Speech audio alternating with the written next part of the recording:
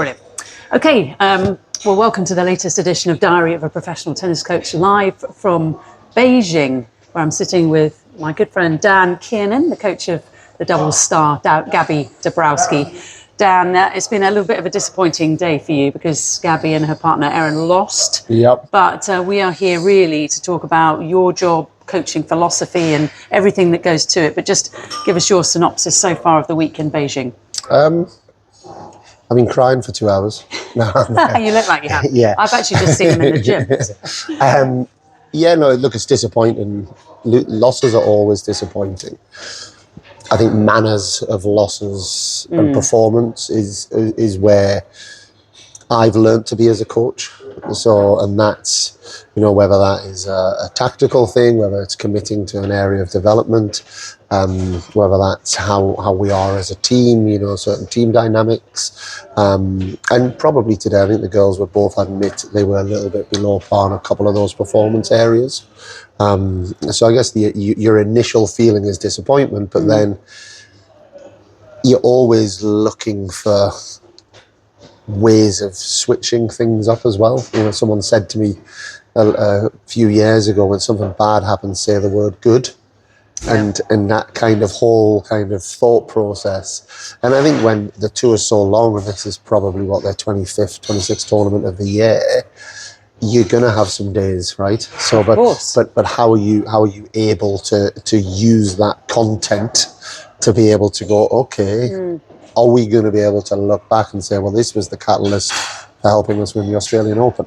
Was this the catalyst for having such an amazing 2025? And I think without having the ebbs and flows, the ups and downs, you don't get to that point, and that's, I think, any tennis player in the world, right? Even Carlos Alcaraz, who we've just watched beat Yannick Sinner, it was drastic. He broke a racket in Cincinnati, and everyone was like, oh my goodness. And then he lost first, second round US Open, and what's happening to Carlos Alcaraz? And, he's a 21-year-old kid who he needs those weeks, and he needs those times to understand what's important to him and maybe what went wrong or what didn't happen, and how do we learn, and how do I now get re-energized to go again. So when you do have these disappointing times, that's always the aim, and I think that's what a big area that we have as coaches is now, how do we reframe this now in a way that is going to benefit the players for maybe something bigger down the road.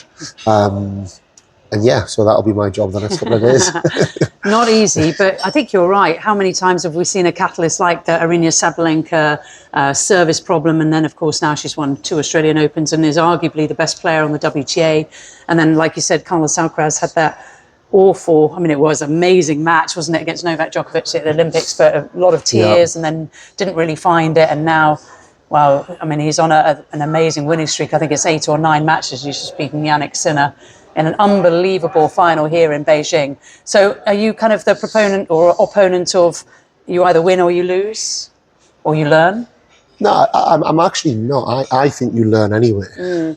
Whatever happens. Yeah, I think it's trying to be as objective as we can, always, through wins and losses. And yes, the ultimate aim is to win, but it's to have sustainable success. That's what I think that's what we're after. That's for me where the real beauty of this sport is, and we see it all the time. Someone might win a tournament, but they don't know why they've won a tournament. Yes. But how are we going to have sustainable success in this sport? And that's a day-to-day process. We know that people will have good form and bad form, but if you continue committing to these things, and I think why I don't like that saying actually is, it would be a real shame not to learn from our winning. Of course. As well. You learn more from winning. Absolutely. And it's like, and that's why certainly we try, it's not been so easier in China, but with the Wi-Fi situation, but we try and watch every match back as a team. I've brought a performance analyst on board as well, so we get it all broken down and tagged, and we go through those matches looking at it from the outside. Yeah. Let's not just, because I think the other thing that players naturally do, and it happens probably even more in doubles because you've got someone next to you, so it's easy to have a bit of a different outlook on what's happened. And we don't always believe the coach's word, rightly so. What? But if we're looking back and watching it, you can see it, and you can now talk about it in a calm, rational manner. Okay, what about here? Whether that's from a tactical standpoint, whether that's a technical standpoint, whether that's not making enough first serves, whether that's... Otherwise, we tend to believe a narrative as human beings, right? If something goes wrong, if you argue with your wife or you argue with your boyfriend, we all create narratives that suit our bias. Totally right. And that is, I think, a big thing that's very difficult for doubles players. It's a team sport. That tennis players aren't used to a team sport. We're used to it being on ourselves, and maybe blaming a coach or a parent or a fan or the weather or whatever it might be. So that for me is what the process is about, and it's like the best players, I believe, are learning all the time. Yeah, you know, and I'm sure always improving or trying to. Always, because the sport, we're seeing it, right? You know, look at Alcaraz, Sinner today. These guys are machines now. You know, they're making the court look like a matchbox. You know, so fast. I agree. So the game's evolving. You can't stand still. Yep. So I think if you're not constantly along that development and improvement way, so that would be where my philosophy sits. But then do everything you can, obviously, to win in the moment as well. Yes, you know? yes. But there's a balance, isn't but there? let's keep learning, and I think we can't go too far wrong if we stick to that. There was something actually that Yannick Sinner said. When we work for the ATP, we have about 10 minutes with all the seeded players. And I'd asked him sort of what he'd been doing recently. And he said, well, I've been working on my serve. And he's got an incredible serve, hasn't he? But even after winning 2 majors, including the US Open, and he won Cincinnati before the US Open, he's still trying to work on his serve. And that shows a lot about him. No, absolutely. And Yannick Sinner is a brilliant example, because I remember seeing him in a futures. I was coaching Evan Hoyt, who was 320 in the world, and Evan beat him in the second round of a futures event. Do you remember what year that was? Yeah, I do. It was the year that he took off. 2 weeks later, he won his first challenger. So it was the 2018 year, was it? The year. Basically, if you look at the results, it was literally 2 weeks before. But what I saw then from Sinner, he was the one on the practice court. Before and after matches, he was working at his game. You go back to his junior career, 150 highest ITF, and we had players at the sort of tennis academy who'd beaten them in juniors. He was playing them. He wasn't playing them, but he's just kept going, and he keeps them. And I think he is the epitome of that. Actually, it's almost a modern day approach of like, I'll keep getting better, I'll keep working at my game, I'll keep doing this, and the byproduct obviously is what then is happening on the court. Right. But from that standpoint, I would say same Sabalenka, Iga, Iga Swiatek. Iga has a performance analyst, or did, because she came to the academy a couple of years ago, not to scout opponents, but to develop her game. So the performance analyst is there to get areas of her game that she can improve. Okay. Now you go to like someone like a Stan Wawrinka, towards the end of his career, he would use a performance analysis probably more from a scouting perspective, because his game is kind of his game. He's 39, so it's set. Yeah, whereas I think we're seeing this new influx of players are very much on that trajectory of let's get better. Obviously, the sports science, the medicine, everything's better. The data analysts is better. All the information's out there now to support that way of working as well. Which maybe back in our year, when we were playing, 10 years ago or however long that was, it was a little bit more. We played. We made our excuse for losing. Which in my case was rife. Yeah, it wasn't our fault for whatever reason. It was a bad line call. And then we moved on, but we probably weren't in that same growth mindset that I think a lot of this next generation is really. Fascinating. So going back to the Iga, when she came to the Soto Tennis Academy, because I remember that, and she brought in the performance analysis. So what is that person doing? Were you watching? Yeah, well, the performance analysis is in a training environment. Performance analysis is probably not doing so much, depending on where their role is within the team. But what the performance analyst is doing is they are finding content for a training block. Okay. So it might be, look, you're not winning, very basic, you're not winning enough points on first serve. or breaking that down into you not winning enough points when you serve wide on the juice side. Yes. Okay. You know, is that because of the effectiveness of the serve? Is that because of your patterns on ball 3? Yep. You know, are you not is ready that for this particular return? You know, are you not dealing with the ball that comes deep? Exactly, whatever it might be. And then the performance analysis is able to show that objectively to the tennis coach. Okay.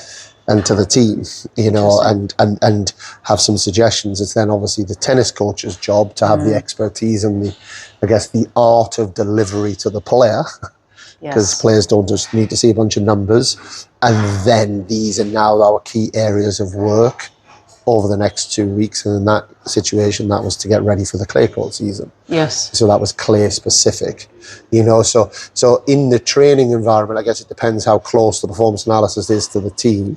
But really, the performance analysis is playing a role within that to help set the content for. Because players also get bored, right? Like, yes, so, of course. So it's also important that the player has a purpose to what they're doing over a 2-week period. A 2-week period is quite long for someone like Iga. You know, she's just hitting cross courts or whatever. It's going to send a loopy. But why? These are the key areas of work. I mean, she had obviously sports psychologist. We see Daria with her all the time, but she did a lot of different training. You know, cognitive loading, everything that she did involved, you know, if it was movement, but then she was doing kind of maths at the side and then jumping on court and doing a movement and then playing points. And that was fascinating to see, you know, and also games, actually. She, like dingles, like she would like once every 3 days, she'd get like 3 kids from the academy and she'd have like two hours of dingles. I love dingles. Yeah, it's and my favorite. absolutely. And like, you know, so there's space for that as well, right? And, you know, enjoy what you do. But it is nice to see someone in a training block, not just at a tournament. Yeah. Because you see things a little bit different. No, so I don't often get to come out to tournaments because a lot of the commentary is in a box somewhere, but you're out of these all the time. And I find it fascinating to go into the gym and the practice court, and I'm always watching what the top players are doing. Are you doing the same? Are you all kind the time. of banking everything? Are you writing it down? Yeah, definitely. I mean, you obviously see a lot of similar things. It's more the detail that I would say that I pick up, and the detail that they're working. I actually, a bit of a funny story. Yesterday, I saw Naomi Osaka before her match with Coco.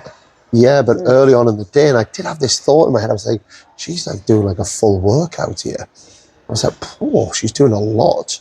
And I saw that she made a statement last night that in her match warm-up, half an hour, her back went.